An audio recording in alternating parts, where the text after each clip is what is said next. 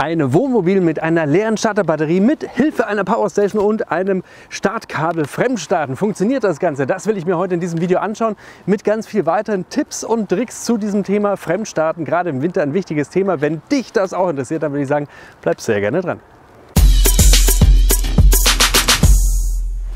Und damit ganz herzlich willkommen zu diesem neuen Video bei Fan4Van. Mein Name ist Markus und bevor wir heute losstarten, gleich mal das Allerwichtigste. Ich habe dieses Video natürlich wieder mit Sprungmarken versehen. Das bedeutet für dich, wenn du jetzt an der Autobahn stehst und du willst ums Verrecken wissen, wie ich meinen Fiat Ducato oder welches Wohnmobil auch immer fremdstarten kann, dann kannst du direkt an die Stelle springen und zwar nach 3 Minuten 56 Sekunden. Vielen Dank. Denn dort wird dir das direkt gezeigt. Du kommst da entweder mit dem Finger hin über die Bildfläche direkt oder hier unten in der Videobeschreibung findest du dann auch die entsprechenden Sprungmarken mit der Uhrzeit beschriftet. Jetzt aber alles ganz langsam. Warum drehe ich dieses Video überhaupt? Naja, mir ist es passiert, dass meine Batterie leer gegangen ist. Und zwar gar nicht hier bei diesem Fahrzeug. Dieses Fahrzeug ist sehr modern. Da sind in der Regel so viele Schutzmechanismen davor, die dann die einzelnen Systeme abschaltet, sodass meine Starterbatterie immer möglichst noch den Strom hat, um meinen Anlasser mit Strom zu versorgen, dass mein Motor anspringt. Aber mir ist das Ganze passiert mit meinem Suzuki. Da piepst es nicht mal, wenn ich vergesse, das Licht anzulassen. Und ich gebe zu, das Problem lag zwischen den Ohren, denn ich habe schlichtweg das Licht einfach angelassen und schon war die Batterie leer. Und dann habe ich mich mit diesem ganzen Thema mal wieder auseinandersetzen müssen. Naja, und darüber habe ich mich dann auch mit vielen anderen Wohnmobilisten unterhalten. Die haben auch gesagt, naja, das ist mir beim Wohnmobil auch schon oft passiert, denn man darf gar nicht unterschätzen, wie viel Elektronik an dieser Starterbatterie dranhängt. Jetzt aber nochmal zur Theorie. Wir haben in der Regel beim Wohnmobil 2 Batteriesysteme. Einmal hier vorne im Motorraum die Starterbatterie. Wobei man auch da dazu sagen muss, die Batterie befindet sich meistens gar nicht mehr im Motorraum, sondern in der Regel irgendwie unterm Sitz, unterm Fahrersitz meistens. Aber diese Batterie ist eben dafür zuständig, sich um alles, was die Fahrzeugtechnik, also wirklich den Motor, das Chassis betrifft, mit Strom zu versorgen. In allererster Linie natürlich den Anlasser. Denn um den Motor zu starten, muss ich den Anlasser mit Strom versorgen und erst dann springt der Motor an und dann hilft die Lichtmaschine, sich um die Stromversorgung im Fahrzeug zu kümmern, unter anderem eben auch wieder meine Starterbatterie zu laden. Deswegen hat eine Lichtmaschine in der Regel auch immer ein bisschen mehr Spannung als die Batterie selber. Wenn der Motor also läuft und du die Batterie misst, dann ist das immer so ein bisschen gelogen, denn die Spannung, die du dann misst, ist eigentlich dann eher die Spannung, die von der Lichtmaschine kommt. Aber gut, das führt jetzt wahrscheinlich wieder zu weit. Das zweite Batteriesystem befindet sich dann im Aufbau, also im Fahrzeug. Und dieses Batteriesystem kümmert sich dann in allererster Linie, Klammer auf, werde ich später nochmal korrigieren, Klammer zu, um alles, was sich im Fahrzeug befindet. Also das Licht, um da drin zu wohnen, die Wasserpumpe zu betreiben, den Kühlschrank zu betreiben, also alles, was wir irgendwie brauchen, um da drin zu leben. Und je nachdem, wie du unterwegs bist, brauchst du dafür eben mehr oder weniger Strom. So, diese beiden Systeme haben wir. Und jetzt gehen wir einfach mal davon aus, diese Starterbatterie hier geht leer.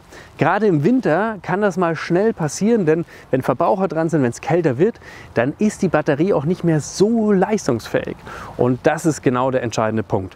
Und deswegen gucken wir uns jetzt gemeinsam in diesem Video an, wie wir hier Abhilfe schaffen können. Im allerersten Punkt schauen wir uns mal das banale Fremdstarten an. Also wirklich, wie starte ich mein Fahrzeug hier mit einer Schritt-für-Schritt-Anleitung, mit einem Starterkabel und einem zweiten Fahrzeug. Und danach gucken wir uns das Ganze mit der Powerstation an. Funktioniert das denn überhaupt und welche Möglichkeiten habe ich? Denn da gibt es noch eine ganze Menge Möglichkeiten, die sich daraus ergeben, meine Starterbatterie aufzuladen. Und wenn ihr auch weiterhin solche Tipps und Tricks nicht verpassen wollt, dann sehr gerne den Kanal abonnieren, drückt auf die Glocke, denn dann werdet ihr sofort informiert, wenn es hier bei Fan4Van ein neues Video rund um das Thema Camping gibt. Jeder von euch ist mir ganz herzlich willkommen. Jetzt starten wir aber. Ich wünsche dir ganz viel Spaß bei diesem Video.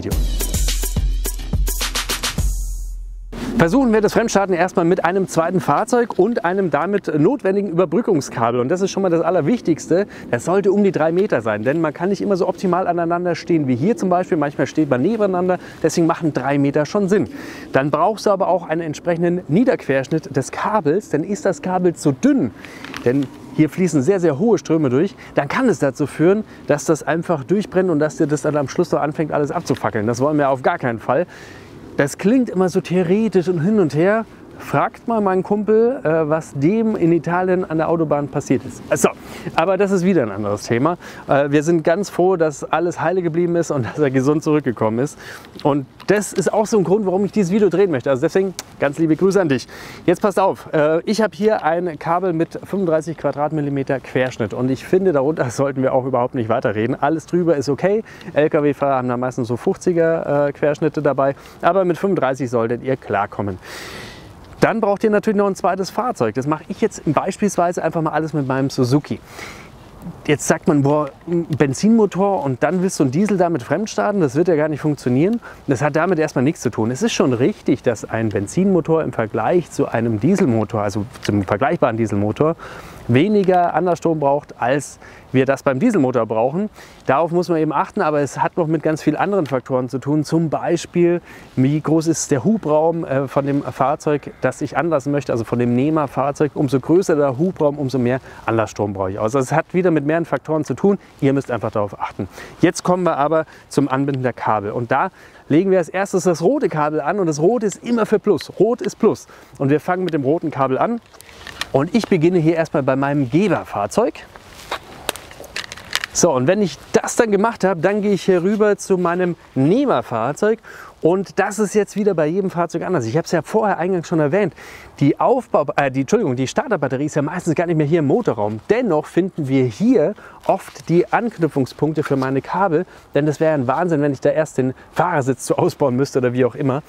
In meinem Crafter ist das Ganze hier vorne, da seht ihr das. Unter dieser Abdeckung hier unten ist der Pluspol, den kann ich hier rausholen und dann kann ich dieses Kabel hier anstecken.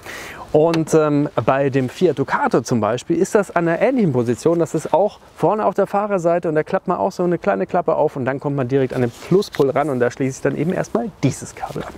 Und als nächstes versorgen wir das Fahrzeug mit der Masse. Warum habe ich nicht erst mit der Masse begonnen? Sollte ich jetzt erstmal die Masse angelegt haben, wäre hier auch schon überall die Masse drauf. Wenn ich jetzt hier mit meinem Pluskabel danach käme und irgendwie ausrutsche, dann könnte ich gleich mal einen kurzen verursachen. Das ist schlichtweg der Grund, warum ich immer erstmal mit dem Plus anfange und dann mit dem Minus. Das bedeutet, ich mache das Ganze jetzt mit dem schwarzen Kabel und fange auch wieder mit dem Geberfahrzeug an und zack, verbinde das Ganze dann am Ende wieder mit dem Nehmerfahrzeug. Und auch hier gibt es wieder einen extra Punkt, der ist bei mir auf der genau anderen liegenden Seite und da kann ich das hier anschließen. Bei dem Fiat Ducato ist das üblicherweise direkt in der Mitte hier oben so eine Metallplatine, wo ich dann auch das Minuskabel direkt anschließen kann. Jetzt gehe ich zu meinem Geberfahrzeug, mache den Motor an, damit er schon mal läuft und damit die Stromversorgung hier gesichert ist. Und jetzt kann ich hier in mein Fahrzeug gehen und den Motor anlassen. Wichtig ist jetzt, wenn hier der Motor läuft, nehme ich die Kabel natürlich wieder ab. Aber jetzt in umgekehrter Reihenfolge. Jetzt beginnen wir mit Schwarz und ich nehme Schwarz ab, damit die Masse wieder weg ist. Der Grund ist derselbe, wie ich es vorher schon gesagt habe. Und das Ganze natürlich auch bei meinem Geberfahrzeug und danach nehme ich das rote Kabel ab. Wir fassen also nochmal zusammen. Wenn ich die Fahrzeuge verbinde, erst rot, dann schwarz. Wenn ich die Fahrzeuge wieder voneinander trenne, dann erst schwarz, dann rot. Und damit habt ihr hoffentlich schon mal euer Fahrzeug gestartet. Und wir machen jetzt weiter. Geht das Ganze denn auch mit der Powerstation? Zack, kann ich also jetzt mein Fahrzeug auch mit einer Powerstation fremdstarten. Naja, es gibt ja sogar extra Kabel dafür. Guck mal, hier kann ich mit so einem 12-Volt-Stecker hier reingehen. Perfekt, dann mache ich die Powerstation nur noch an. Und hier habe ich die Klemmen dran und kann die an die entsprechenden Pole anschließen. Plus und natürlich wieder schwarz-minus. Und dann kann es auch schon losgehen mit dem Fremdstarten. Natürlich nicht. Das wäre ja viel zu einfach. Warum geht das Ganze jetzt einfach nicht? Es ist ganz simpel erklärt, weil dieses Ding einfach viel zu wenig Power hat, dass eigentlich mein Fahrzeug jetzt starten bräuchte. Denn hier kommen maximal so 10 Ampere raus. Das reicht meinem Fahrzeug zum Starten aber nicht. Zum Starten brauche ich Minimum 150 Ampere. Umso höher der Hubraum etc. Dieselmotor braucht dann viel, viel mehr, teilweise 450 und noch mehr Ampere Startstrom, um überhaupt den Motor starten zu können. Das heißt, das würde das hier nie schaffen. Und auch größere Geschütze schaffen es übrigens nicht, denn hier kommen auch maximal 10 Ampere raus. Also fremdstarten kann ich damit nicht. Ganz klar beantwortet damit. Was ich allerdings machen kann, ist, dass ich damit die Batterie wieder auflade. Dafür brauche ich natürlich Zeit, das ist klar.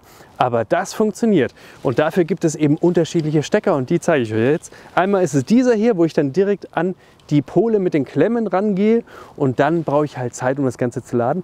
Aber es gibt auch noch eine zweite Möglichkeit, wie man das ganz easy, bequem von innen in schöner Wärme aufladen kann.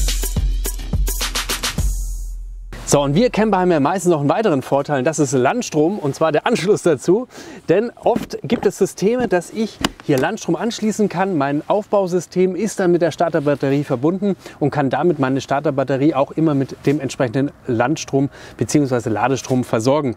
Bei mir geht das Ganze sogar so weit, dass ich beim System via App sagen kann, dass ich selbst, wenn ich nicht bei Landstrom angeschlossen bin, meine Starterbatterie mit versorgen möchte, wenn ich das denn will. Das ist natürlich mega komfortabel und damit wiege ich mich immer in Sicherheit. Also wir haben ja schon gelernt, dass ich mit einer Powerstation meine Starterbatterie nicht direkt fremdstarten kann. Ich kann sie aber wohl aufladen und das haben wir hier draußen mit diesem Kabel schon gesehen. Das ist ja super einfach und das war am Anfang auch meine Annahme, wo ich dachte, das geht vielleicht. Ich habe dann auch viel recherchiert und bin dann auf ein Video von Mr. Togi gestoßen. Das ist auch ein Camper wie du und ich und der ist vor allem wahnsinnig firm, was das ganze Thema Technik betrifft und für mich ist der Mr. Campingstrom. Und der hat ein Kabel vorgestellt und ich verlinke dieses Video sehr gerne nochmal. Und das finde ich auch sehr, sehr pfiffig, denn das geht über zwei 12 Volt Steckdosen. Das bedeutet, ich kann hier die Good Battery anstecken und hier die Dead Battery. Das ist also relativ simpel. Das bedeutet, ich suche mir eine 12 Volt Steckdose an meinem Fahrzeug, die nicht auf die Aufbaubatterie geht, sondern natürlich auf die Starterbatterie. Und ihr seht, hier leuchtet das Ganze schon mal grün. Das ist schon mal ein gutes Zeichen. Und dann stecke ich das Ganze hier an meiner Powerstation an, macht die natürlich noch entsprechend an. So, und hinten freischalten, zack, so. Und jetzt sehen wir, jetzt knallt hier schon das Licht richtig grün. Ich darf loslegen, schalte hier um auf Charge und dann würde ich hier Strom entnehmen und hier vorne einspeisen. Bei mir ist das Ganze nicht notwendig, wie ich schon ein paar Mal gesagt habe, weil bei mir VW eigentlich erstmal alles macht, um die Batterie zu schützen. Man hat jetzt gerade gesehen, es ist ein bisschen was rübergegangen, aber meine Starterbatterie ist voll geladen. Das wäre aber eben eine Möglichkeit. Aber wie gesagt, Mr. Togi, der zeigt euch das alles im Detail. Da könnt ihr gerne mal das Video angucken und da seht ihr dann auch, welcher Strom so fließt und wie lange ihr am Ende braucht, um die Batterie zu laden. Und da kann ich euch sagen, da braucht ihr leider viel Geduld. Ja, und dann gibt es noch eine dritte Möglichkeit, wie ich das mit der Powerstation machen könnte. Und zwar mit so einem Gerät. Das ist ein Ladegerät über 230 Volt und die sind in erster Linie im Schiffbau, sind die bekannt oder eben auch für uns Wohnmobilisten, wenn wir Fahrzeuge einlagern. Oldtimer genauso, denn dieses Gerät verspricht auch eine Batteriepflege und ein Batterie-Wellness-Programm. Das Ganze würde bedeuten, 230 Volt Wechselrichter an bei der Powerstation angeschlossen und dann wieder an die Batterie geklemmt. Das ist aber bei der Powerstation eigentlich gar nicht so ratsam. Warum? Naja, weil der Wechselrichter, damit vergeude ich natürlich wieder ganz viel Energie, die ich erstmal brauche, um den Strom überhaupt hochzuballern auf 230 Volt. Und das Gerät macht nichts anderes, als ihn wieder runterzuballern auf die 12 Volt. Also ist eigentlich wieder verschenkte Energie. Aber klar, wenn es gar nicht anders geht, super. Warum ich euch das Gerät aber zeigen wollte: Wenn ihr euer Fahrzeug einlagert oder ihr wisst, der steht einfach mal 3-4 Wochen lang bei euch gerade in der Kälte, in der Scheune rum, wie auch immer, oder in der Garage, dann sind solche Systeme hervorragend, eben um die Batterie zu schützen, um dafür zu sorgen, dass die immer mit dem richtigen Strom versorgt ist und ihr auch jederzeit problemlos wieder losfahren könnt. Jetzt habe ich aber noch eine letzte Geschichte für euch, die mir mit meinem Suzuki den Hintern gerettet hat. So, und schaut mal, jetzt kommt mein Highlight, das sage ich schon mal vorweg vor dem Fazit. Das ist dieses kleine Zauberköfferchen. Was ist da drin? Wenn man ehrlich ist, ist das eigentlich sowas wie eine Powerbank fürs Handy. Ja?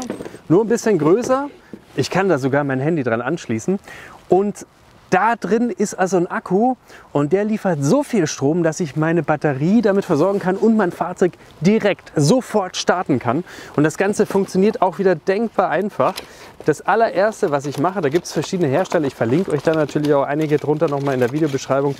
Wie funktioniert das Ganze? Ihr müsst natürlich, das ist das einzig Negative, immer schauen, dass dieses Ding geladen ist. Also darüber brauchen wir nicht sprechen. Und dann macht ihr Folgendes, das ist ganz easy. Ihr schaltet dieses Gerät ein und wenn ihr das eingeschaltet habt, dann seht ihr hier zum Beispiel schon mal, das ist mit 100% geladen. Das ist schon mal hervorragend. Als nächstes schließe ich das Ganze hier an. Da kann man auch nichts falsch machen, weil der Stecker entsprechend so vorkonfiguriert ist, dass hier nichts passieren kann. Und dann mache ich es genauso, wie wir es vorher gelernt haben beim Fremdstarten. Erst den Pluspol, dann den Minuspol. Dann sehe ich auch hier angezeigt, funktioniert das Ganze oder funktioniert das nicht. Also in diesem Fall, bei diesem Gerät, zeigt mir das Display an. Und dann warte ich 2-3 Sekunden und kann mein Fahrzeug sofort starten. Und das mit so einem kleinen Ding. Und das, finde ich, ist wirklich der Burner. So, und jetzt wird es auch gleich wieder dunkel, deswegen kommen wir jetzt noch zu meinem persönlichen Fazit. Also alle Varianten haben jetzt dann irgendwie doch funktioniert, auch wenn das mit der Powerstation nicht so einfach funktioniert, wie man sich das vielleicht erstmal vorstellt. Aber ich kann zumindest dann meine Starterbatterie laden. Ich persönlich habe dieses Problem gar nicht so mit meinem Wohnmobil, weil ich, wie gesagt, hier ein relativ modernes System habe, das immer dafür sorgt, dass die Starterbatterie entsprechend geschützt ist. Und dann habe ich auch noch mal ein Backup-System, wie wir gesehen haben, mit meiner Aufbaubatterie, die zudem auch noch mal die Starterbatterie versorgen kann. Aber das muss ja alles nicht gegeben sein. Bei meinem Suzuki, bin ich ganz ehrlich, hat mir diese Powerbank den Hintern gerettet. Und dieses System liebe ich auch, weil es geht einfach sofort und schnell, sofern du natürlich deine Powerbank immer entsprechend geladen hast. Das ist auch selbstredend.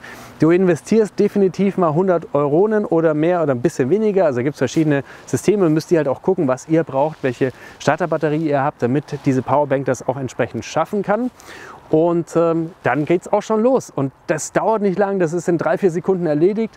Es ist nicht wirklich groß, es ist nicht wirklich schwerer als das Starterkabel. Und ich nehme es sogar auch hier im Wohnmobil immer mit. Warum? Eben gar nicht, weil ich es unbedingt für mich selber brauche, aber wenn ich den einen oder anderen von euch draußen mal auf der Straße treffe und ihr habt halt solche Systeme noch nicht dabei, dann kann ich euch auch helfen und das ist doch richtig cool. Insofern ist es für mich die allerbeste Lösung und ich freue mich da richtig drüber. Ich hoffe, dass ich jetzt dem einen oder anderen von euch helfen kann und das Allerwichtigste ist, und das wünsche ich euch von ganzem Herzen, dass ihr immer eine sichere Fahrt habt und gar nicht erst in diese Problemsituation kommt. Und damit wünsche ich euch jetzt immer ganz, ganz tolle Reise, egal wohin auch immer ihr reist. Kommt vor allem gesund und glücklich wieder zurück. Dann sehen wir uns beim nächsten Video wieder. Lasst sehr gerne ein Like da, wenn ihr sagt, vielen Dank für diese Tipps und Tricks wieder. Abonniert sehr gerne den Kanal, wenn ihr es noch nicht gemacht habt. Und jetzt wünsche ich euch ganz tolle Fahrt, wie eben schon gesagt. Und wir sehen uns beim nächsten Video. Bis dahin alles Gute, euer Markus. Ciao.